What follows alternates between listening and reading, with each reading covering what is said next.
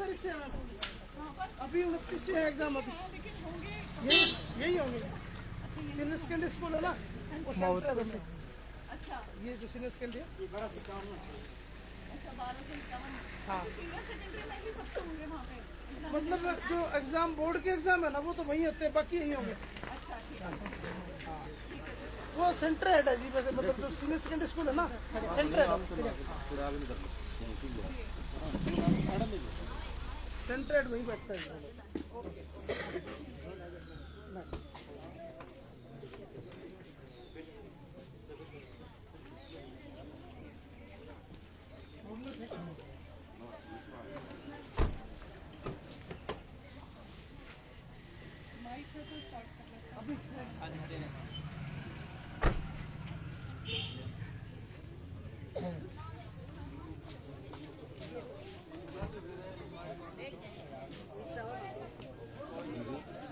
Angle किस side से ठीक होगा? बच्चे तो उस साइड, इस साइड बैठे।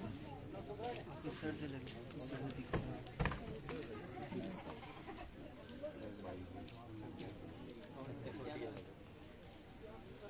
अभी बच्चों का लंच ब्रेक चला हुआ है, इसलिए हमने बच्चों को बाहर बुलाया है। अदरवाइज हम बच्चों को बाहर नहीं बुलाते। यहाँ अभी प्राइवेट टीचर की व्यवस्था कर दी है गांव वासियों ने, जो कि बहुत ही सराहनीय चीज है। और ये सरकार के लिए बड़ी शर्मिंदगी की बात है कि वो टीचर प्रोवाइड नहीं करवा पा रहे हैं, शिक्षक नहीं दे पा रहे हैं।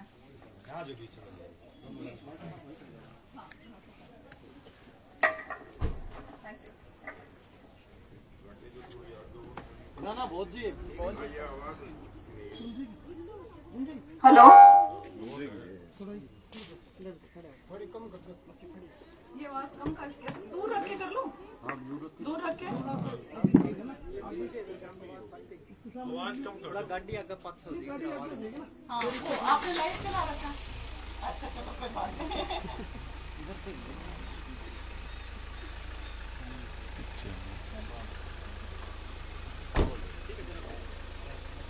देखिए, आज हम आए हैं मोहब्बतपुर ढाणी स्कूल में। स्कूल का कोड है 1207, राजकीय उच्च विद्यालय में। अब यहाँ पे सरकार ने ना गड़बड़ की है। यहाँ पे मैं जब गांव वासियों से बात कर रही थी, वो गड़बड़ क्या है, हम सीधे बात करते हैं माननीय मुख्यमंत्री जी, माननीय शिक्षा मंत्री जी और शिक्षा विभाग से। आपकी गड़बड़ बताते हैं आपने क्या करी है। ये 1207 कोड का स्कूल है, आपने मिला दिया 1251 के साथ। केवल ये स्कूल नहीं मिलाया, मोहब्बतपुर ढाणी के 2 स्कूल हैं, एक ये है और एक प्राइमरी विंग का स्कूल है जो आपने मिला दिया है उसमें। अब वो किस में मिला है? वो दूसरा गांव है जी, मोहब्बतपुर दूसरा गांव है, उसकी पंचायत अलग है, उसका सरपंच अलग है। आपने दूसरे स्कूल में इस गांव के 2 स्कूल मिला दिए और उस गांव में ऑलरेडी 3 स्कूल हैं, तो आपने 5 स्कूल इकट्ठे कर दिए। अब 5 स्कूल इकट्ठे कर दिए जिनका आपने हेड छोड़ा है एक ही प्रिंसिपल होगा 5 स्कूल में, और 5 स्कूल की बिल्डिंग अलग अलग है। सारे के सारे टीचर्स जाके उस पहले जो 1231 वाला जो स्कूल है वहां जाके रिपोर्ट करेंगे प्रिंसिपल को, फिर वो प्रिंसिपल असाइन करेंगे अलग अलग स्कूलों में टीचर्स, 1251 सॉरी, अलग अलग स्कूलों में टीचर्स वो भेजेंगे और फिर वो ऐसे काम चलेगा। मतलब कि और मान लीजिए यहाँ पे एक टीचर का काम खत्म हो गया, तो क्या पता उस टीचर को दोबारा 2-3 किलोमीटर कहीं जाके दूसरे स्कूल में जाके एक और क्लास लेनी पड़े, फिर दोबारा आके स्कूल में क्लास लेनी पड़े। तो ये जो वेस्टेज ऑफ मैन पावर है ना, ये सरकार ने किया है। जो सरकार अपनी खुद पीठ थपथपा रही है, खुद कह रही है, खुद इतने घमंड में आके बोल रही है कि 90% लोग संतुष्ट हैं इनकी ट्रांसफर ड्राइव से, तो ये लोग हैं जो खुद में ही हैप्पी रहते हैं। ये देख भाल के भी अंधे बहरे होने का नाटक करते हैं। ये सब चल रहा है। स्टार्ट करते हैं। देखो सरकार का काम क्या होता है। सरकार का काम होता है अच्छी शिक्षा प्रोवाइड करवाना, हर बच्चे को टीचर मिले, हर बच्चे को हर विषय का टीचर मिले, ये है सरकार का काम। लेकिन क्या सरकार ऐसा कर रही है? सरकार ऐसा नहीं कर रही है। क्यों मैं ऐसा कह रही हूँ? क्योंकि ये देखो, ये है स्कूल का गेट और स्कूल के गेट के बाहर बैठे हैं सड़क पे बच्चे। जिन बच्चों को क्लास क्लासरूम के अंदर होना चाहिए वो क्लासरूम के बाहर बैठे हैं। ये इस सरकार की उपलब्धि है जो इस सरकार ने दिया है। साथ में बैठे हैं गांव वाले, इतना टाइम वेस्टेज करवा रहे हैं ये लोग। दे दो ना टीचर, क्या मांग रहे हैं? टीचर ही तो मांग रहे हैं, नहीं दे रहे हैं ये टीचर्स। हमारे नाम के शिक्षा मंत्री जी, हमारे काम के शिक्षा मंत्री कब बनेंगे आप? आपको शर्म आनी चाहिए कि आपके होते हुए बच्चे स्कूलों के बाहर बैठे हैं।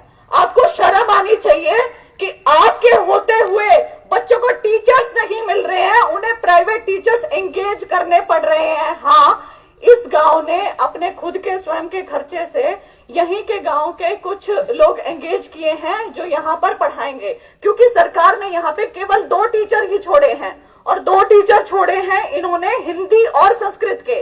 अब आप देखें, 6ठी से 10वीं तक का स्कूल है जहां हिंदी, इंग्लिश, मैथ्स, साइंस ऐसे सब सब्जेक्ट हैं, लेकिन छोड़े हैं हिंदी और संस्कृत के। तो संस्कृत का टीचर शायद मैथ्स भी पढ़ा लेगा, साइंस भी पढ़ा लेगा, इंग्लिश भी पढ़ा लेगा, हिंदी पढ़ा लेगा। हमारे माननीय मुख्यमंत्री का तो यही कहना है। कल का उनका बयान है जो मतलब मैं सोच भी नहीं सकती थी सपने में कि किसी प्रदेश का मुखिया ऐसा बयान दे सकता है। उन्होंने कहा कि फिजिक्स का टीचर मैथ्स भी पढ़ा लेगा।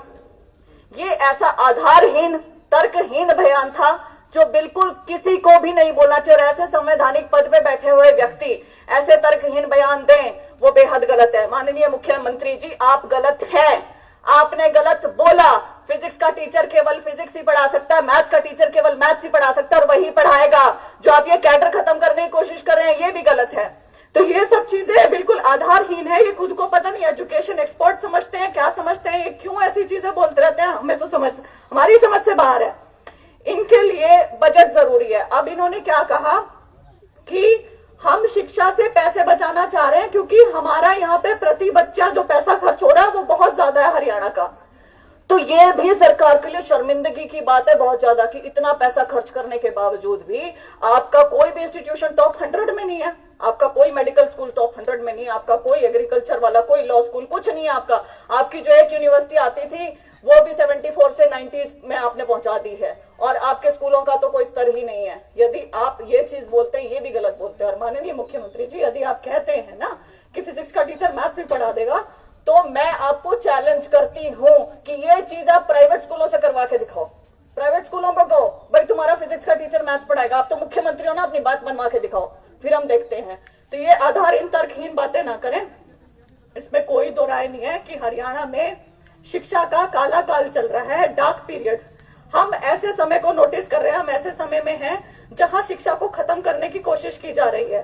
बच्चों, ये बहुत महत्वपूर्ण चीज है। आप क्लासरूम के अंदर की लड़ाई तो लड़ ही रहे हैं, आप क्लासरूम के बाहर की लड़ाई भी लड़ रहे हैं, आप संघर्ष कर रहे हैं अपनी शिक्षा को बचाने के लिए, और ये बेहद जरूरी है। काला काल कैसे है?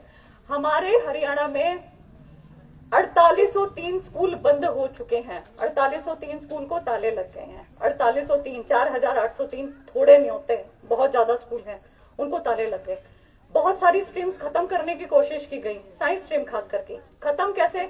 जैसे आपके स्कूल में केवल संस्कृत और हिंदी का टीचर है, साइंस का नहीं भेजा, मैथ्स का नहीं भेजा, हिंदी इंग्लिश का नहीं भेजा। ये मेजर सब्जेक्ट है जिनके टीचर्स होने चाहिए थे, क्यों नहीं भेजे?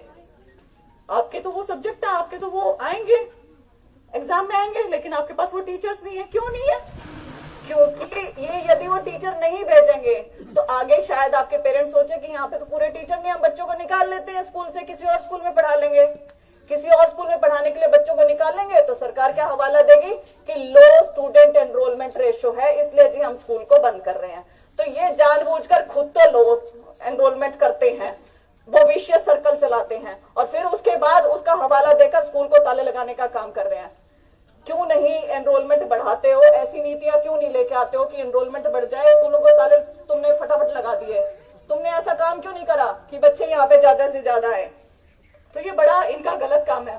पता नहीं हमारा देश ना कैसे लोगों के हाथ में चला गया है, कैसा मतलब कैसी सरकार है जो स्कूल बंद कर रही है, कैसी सरकार है जो शिक्षा के बारे में पता नहीं कैसे कैसे बयान दे रही है, कैसी सरकार है जो शिक्षकों के बारे में पता नहीं क्या क्या बोल रही है। और मैं यहाँ पर बड़े दावे से कह सकती हूँ कि ये जो भी कर रहे हैं ना, ये प्रदेश को अपने खिलाफ कर रहे हैं। प्रदेश अब तक जितने लोग इनके साथ थे, ये जो एजुकेशन के साथ कर रहे हैं, प्रदेश में सब लोग इनके खिलाफ ही होंगे, क्योंकि एजुकेशन एक बेसिक चीज है, अधिकार है, हक है हमारे बच्चों का। भीख थोड़े मांग रहे हैं, का पैसा भरते हैं। क्यों भरते हैं हम लोग टैक्स? हम इसलिए भरते हैं ताकि हमारे बच्चों को, गरीब बच्चों को शिक्षा मिले, मुफ्त, बहुत अच्छी शिक्षा मिले, स्वास्थ्य सुविधाएं अच्छी हो, बिजली, पानी, ये सब चीजों के लिए देते हैं हम लोग टैक्स का पैसा। तो पहली चीज हम क्या बोलते हैं? शिक्षा बोलते हैं ना। क्यों बोलते हैं? क्योंकि ये सबसे जरूरी है, बेसिक है। पढ़ेंगे, बड़े होंगे, रोजगार मिलेगा, तभी उस चीज के लिए हम सारे आगे बढ़ेंगे। हम सवाल करेंगे सरकार से। ये हमारा सवाल करने का अधिकार छीनना चाह रहे हैं हमसे। प्रदेश में स्कूल बंद हो रहे हैं, शराब के ठेके खुल रहे हैं, ये हमारी सरकार की प्राथमिकताएं हैं। आप देखो, सूखा नशा, चिट्टा, लोग मर रहे हैं इंजेक्शन ले लेके, हम सिरसा में हम सुन रहे हैं ना। ये प्राथमिकताएं सरकार की। ये सोचने वाली बात है कि भाई तुमने शराब के ठेकों पे कुछ नहीं करा, उनको आपने तालेबंदी नहीं करी क्योंकि वहां से राजस्व आता है, यहां से पैसा जा रहा है तो जाएगा, क्योंकि ये सेक्टर है जहां पे पैसा लगता है। आप वेलफेयर स्टेट हो, आपको पैसा खर्च करना ही करना है यहाँ पे, ये आपकी ड्यूटी है। अगर आप यहाँ पे नहीं खर्च करोगे तो कहां पे करोगे?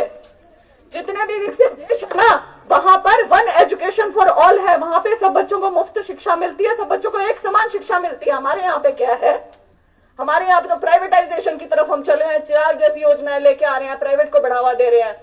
ये सारी जो प्राथमिकताएं सरकार की दिख रही हैं, वो सबको समझ में आ रहा है। और सरकार को समझना चाहिए, जो सरकार अपनी स्वयं की पीठ थपथपाती है ना कि हम बहुत अच्छा कर रहे हैं, बिल्कुल भी अच्छा नहीं कर रहे हो आप।